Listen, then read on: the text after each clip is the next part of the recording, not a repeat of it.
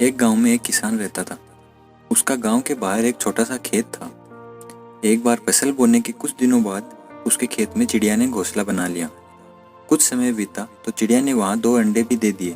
उन अंडों में से 2 छोटे छोटे बच्चे निकल आए और वे बड़े मजे से उस खेत में अपना जीवन गुजारने लगे।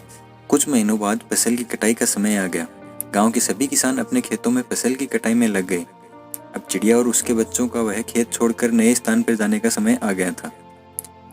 एक दिन खेत में चिड़िया के बच्चों ने किसान को यह कहते हुए सुना कि मैं कल कटाई करने के लिए अपने पड़ोसी से पूछूंगा और उसे खेत में भेजूंगा।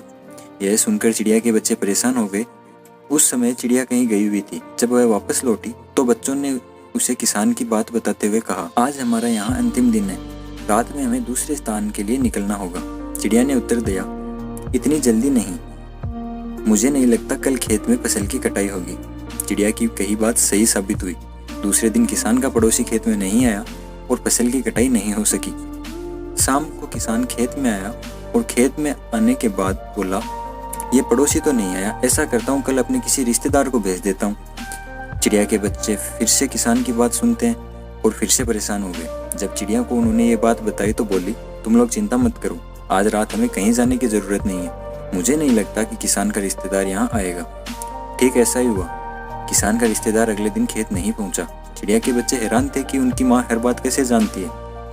अगली शाम जब किसान खेत में आया तो वह बोला कि ये लोग कहने के बाद भी कटाई के लिए नहीं आते हैं, कल मैं खुद आकर ही फसल की कटाई शुरू कर दूंगा। चिड़िया के बच्चों ने किसान की बात सुन ली और अपनी माँ को बताया।